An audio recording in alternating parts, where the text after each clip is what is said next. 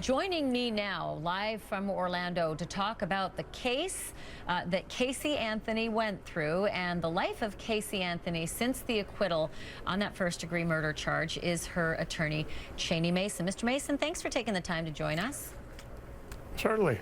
So you and I spoke at length, almost daily, I would say, during the coverage of this case, and I remember so well how close the entire defense team seemed to be to Casey Anthony at a time when she was arguably and even voted the most hated woman in America. What did you know that we all didn't across the country that endeared you so much to Casey? Well, we all got to actually be with her and talk with her. You didn't. Liz Fryer and Dorothy Clay Stelms and the rest of the team were conscious of her daily worries, her anxieties, her needs, her emotions, and we were just constantly with her. So getting to know her is to getting to understand her and realize that she is a human being that does not deserve the criticism that she's received. She had a trial, she was acquitted, and there are still people that just won't accept that.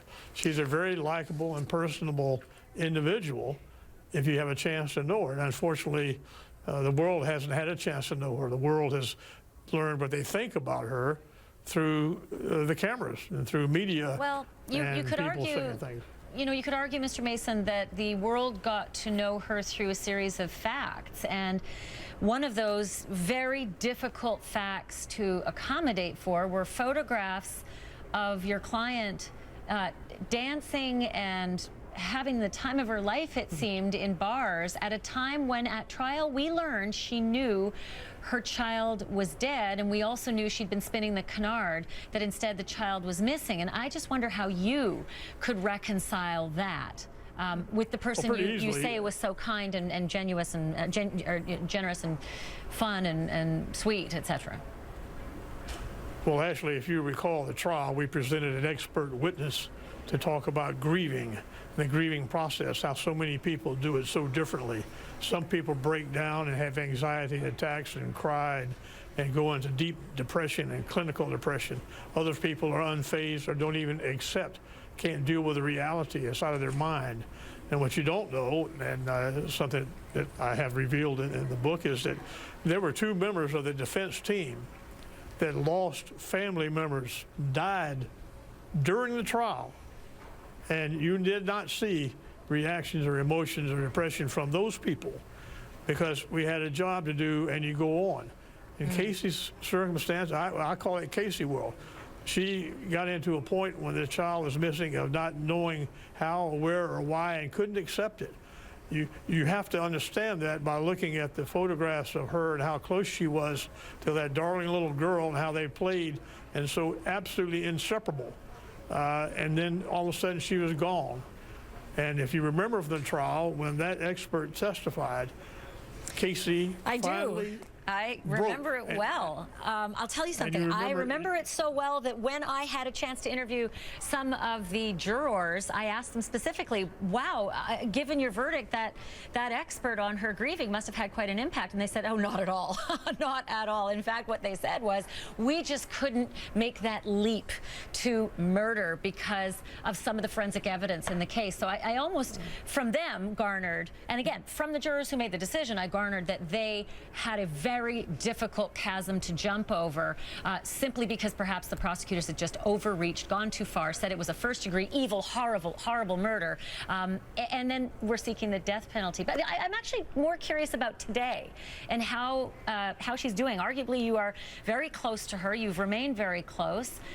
Who is she? Has she changed? Is she getting out ever? Does she ever see people or boyfriends or anything like that? Ashley, I'll answer that, but first I want to respond to what you said. The jury got it right because there was no evidence to support convicting her. And it's very clear that they didn't do that. That wasn't because of sympathy by any means. The evidence wasn't there, and they did their honorable job. Now, answering your second part, Casey is a person who still is effectively imprisoned because there are so many people who refuse to accept the truth of the verdict or our constitutional system that want to hate her and plan on it. What does she do every day? Pardon?